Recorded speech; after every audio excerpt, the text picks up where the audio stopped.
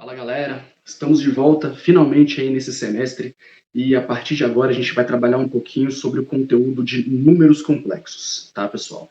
E a ideia é a seguinte, apesar da motivação principal na história da matemática com os números complexos ter sido a questão da resolução de equações de terceiro grau, a gente vai trabalhar esse iniciozinho aqui com a motivação inicial, o primeiro contato que a gente teve, possível contato que a gente teve com os números complexos quando a gente estudou no nosso ensino médio. A gente lembra quando a gente estava lá no primeiro ano, estudando um pouquinho, nem no primeiro ano, né? A gente pode até voltar, a gente rever no primeiro ano, né? Mas a gente começa a ver isso por volta do oitavo ano, nono ano, não lembro exatamente, quando a gente vê a questão das equações do segundo grau, e a gente revê isso quando a gente vê funções do segundo grau no primeiro ano.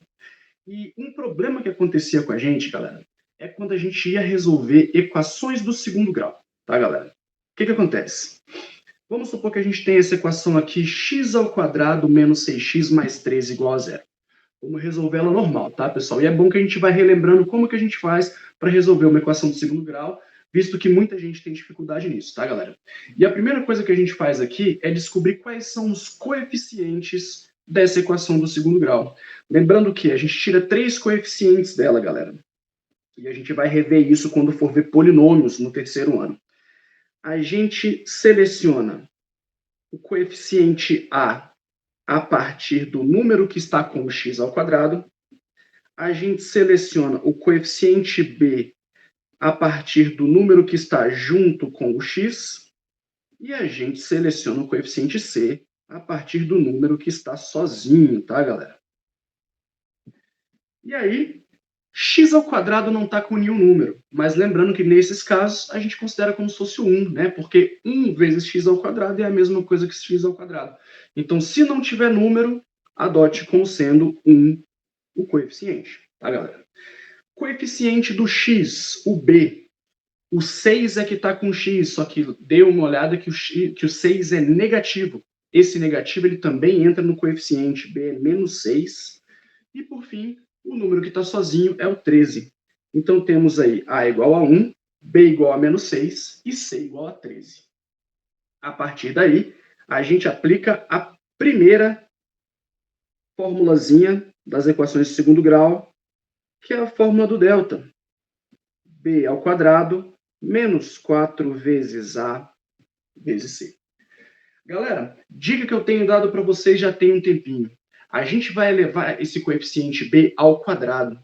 Sempre quando a gente elevar um número ao quadrado, vai dar positivo. Então, quando for substituir, se você tem muita dificuldade com essa questão do sinal, substitui só o 6 mesmo. Não precisa se preocupar com o menos nessa hora, tá, gente? Então, eu posso substituir só o 6 aqui no b. A gente vai obter o mesmo resultado no fim das contas. Menos 4 vezes A, que é 1, e C, que é 13. Continuando nossa resolução, 6 ao quadrado, 6 vezes 6, 36. E temos aí uma multiplicação tripla, menos 4 vezes 1 vezes 13. Só tem um número negativo, tá, galera? Só um sinal de menos. Quando a gente tem uma multiplicação com vários números, conta os sinais de menos. Se for um número ímpar, vai dar negativo. Se for um número par, vai dar positivo. Então, como só tem um número negativo na história aí, nosso resultado vai ser negativo. 4 vezes 1, 4, vezes 13, 52, tá, gente? E 36 menos 52 faz a gente obter menos 16.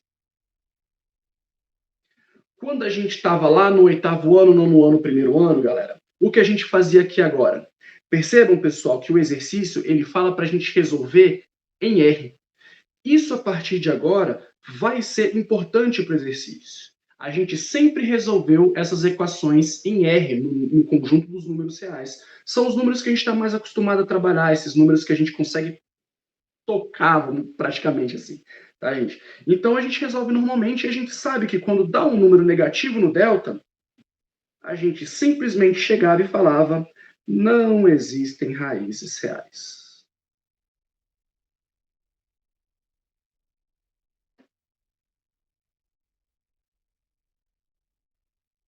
E a gente parava o exercício e falava que essa equação não tem solução, né?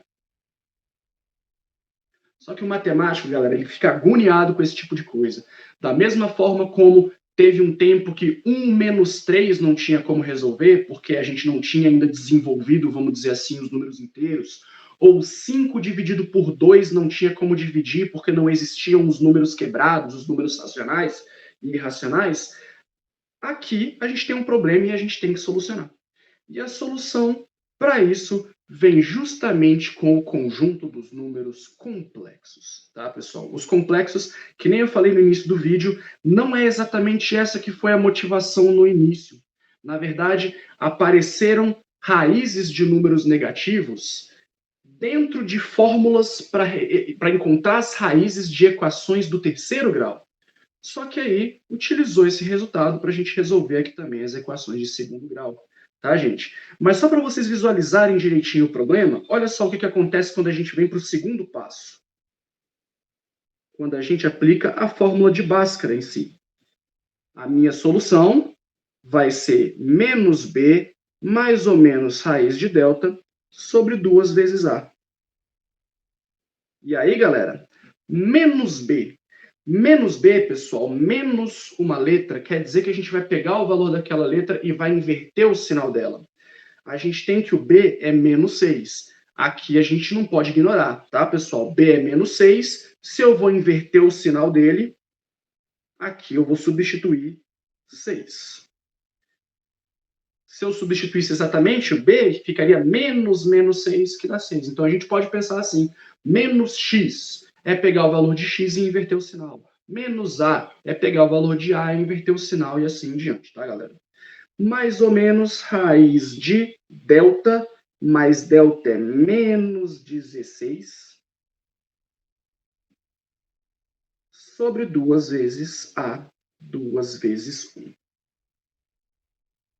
Olha o nosso problema de fato aqui, galera. Raiz de menos 16, que nem a gente tinha adiantado um pouquinho antes, tá, pessoal? Isso a gente não dá conta de resolver no conjunto que a gente trabalha atualmente, tá, pessoal? Para isso, a gente criou, então, não criou, a gente descobriu os números complexos, tá, pessoal? E os números complexos, eles estão aqui principalmente, no nosso caso aqui, para resolver essas raízes negativas, tá bom, pessoal? E como que a gente vai resolver essas raízes negativas? Observe o seguinte, galera.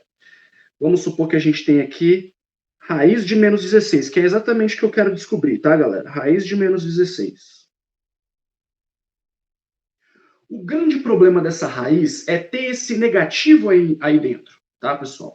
Então, o que eu posso fazer, e a gente costuma fazer isso nos números reais, é a gente pode, na verdade, na radiciação, quebrar esse número numa multiplicação, o 16. Só para exemplificar, se a gente tem, por exemplo, raiz de, sei lá, qualquer exemplo aí, raiz de 28, por exemplo. Como eu tenho que 28 é 4 vezes 7, eu posso pensar em raiz de 28 como raiz de 4 vezes 7. Talvez eu tenha falado 27. 4 vezes 7, tá, pessoal? E quando eu tenho uma multiplicação, eu posso quebrar essa raiz em duas. Raiz de 4 vezes raiz de 7. Raiz de 4 é resolvível, né? Isso vai dar 2 raiz de 7. Isso é até uma forma da gente simplificar raízes para ver se tem como a gente cortar alguma coisa no meio do exercício, tá, gente? Então, é normal a gente criar esse procedimento de pegar um número, quebrar numa multiplicação para separar as raízes. E é justamente isso que a gente vai fazer com raiz de menos 16. A gente vai separar isso que está trazendo problema para a gente, que é o sinal de menos. Mas como que a gente só separa o sinal de menos? A gente vai criar uma multiplicação, não é? Pense no número que não serve para nada na multiplicação, o elemento neutro. É o 1, né? Então, a gente vai pensar em raiz de 16 vezes menos 1. Agora que a gente tem uma multiplicação, a gente vai separar em duas coisas.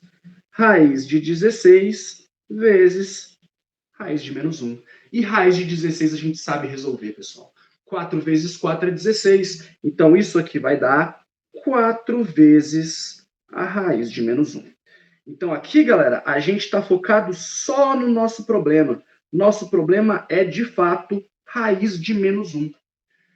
Para isso, o que a gente vai fazer, pessoal? A gente vai criar o que a gente chama de unidades imaginárias. O número agora ele não vai ter mais só uma parte real, que é o que a gente estava acostumado. Ele vai ter uma parte também imaginária. E de onde vai sair esse imaginário? Justamente desse raiz de menos 1. Esse raiz de menos 1, pessoal, a gente vai transformar ele na letra I de imaginário, tá, gente? Ou seja, o nosso resultado vai ser 4i. 4 unidades imaginárias. Essa é a ideia, tá, pessoal? O sinal de menos dentro da raiz, ele faz aquelas unidades virarem imaginárias. O sinal de menos sai e aparece esse i. Então, esse número aqui é para a gente ler mais ou menos dessa forma: 4 unidades imaginárias. É um número imaginário que a gente fala, tá bom, pessoal? Então, é assim que a gente resolve raízes negativas, tá? Só para a gente simplificar o raciocínio, já que esse eu ampliei um pouquinho, né? Quando a gente tem, por exemplo, raiz de menos 4, a gente resolve o 4 normalmente.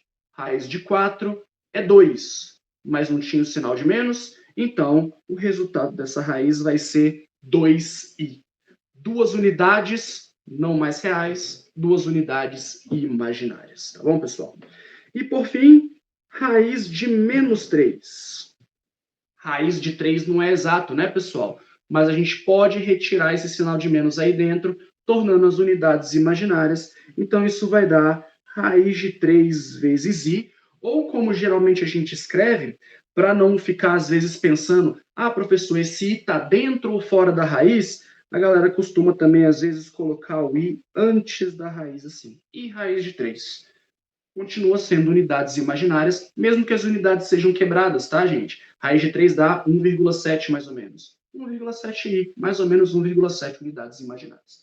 Então, essa é a ideia, tá, pessoal? É transformar essas raízes negativas em unidades imaginárias. É assim que funciona a questão dos números complexos, tá, gente? Os números complexos, eles criam para gente esses números que têm uma parte imaginária, que têm unidades imaginárias. Beleza, galera? Espero que tenha ficado tranquila aí essa parte. Então agora, pessoal, vamos pegar essa nossa equação que a gente estava resolvendo nos números reais e vamos resolver ela nos números complexos que têm essas unidades imaginárias. A gente tinha encontrado, pessoal, que as nossas soluções eram da forma 6 mais ou menos raiz de menos 16 sobre 2 vezes 1. Quando a gente substituiu tudo na fórmula de Bhaskara, né, galera? Substituímos o menos b, substituímos o delta e substituímos o a. O próximo passo, normalmente, era a gente resolver a raiz e a multiplicação. Agora vai ser a mesma coisa, tá, pessoal? Resolvamos a raiz e a multiplicação. Vai ficar 6 mais ou menos raiz de menos 16, gente. Agora a gente sabe fazer isso.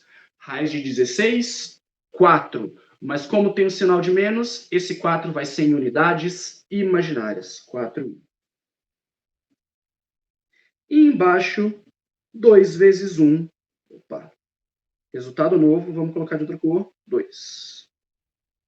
E aqui, pessoal, as regras para o i tratem como se esse i fosse um x, tá bom, gente? Um x normal, uma incógnita normal. Apesar dele ser uma letra que já tem um valor específico para ela, raiz de menos 1, a gente trata ele como aquelas letras normais que a gente sempre trabalhou nos números reais mesmo, tá, gente? Então, eu não posso juntar um número normal com uma parcela que tem o i no meio, tá? Eu posso fazer uma divisão, por exemplo, esse 2 aqui. Esse 2, como eu tenho uma soma barra subtração aí entre o 6 e o 4i, eu tenho que dividir as duas partes, tanto o 6 quanto o 4i. Funciona da mesma forma como a gente trabalhava algebricamente. Então, aqui a gente vai fazer, galera, 6 dividido por 2, 3. Mais ou menos 4 dividido por 2, 2i. Isso dá pra gente, galera, duas raízes. Olha só que coisa linda, gente. A gente não estava acostumado a ter duas raízes, a gente continua tendo duas raízes. A raiz x1, galera, é o número complexo 3 mais 2i. E a raiz 2 é o número complexo 3 menos 2. Tá bom, gente? Isso, então, constitui soluções nos números complexos. Esses dois números, 3 mais 2i e 3 menos 2i, são números complexos, tá, gente? Só adiantando, mas a gente vai falar isso melhor em outro vídeo. Observe que esses números complexos, eles têm uma parte normal, o 3, e uma parte que a gente sabe agora que é a parte imaginária, das unidades imaginárias. Então, os números complexos, eles vão ter essa parte real e essa parte imaginária, mas a gente vai ver isso num outro vídeo, tá, galera?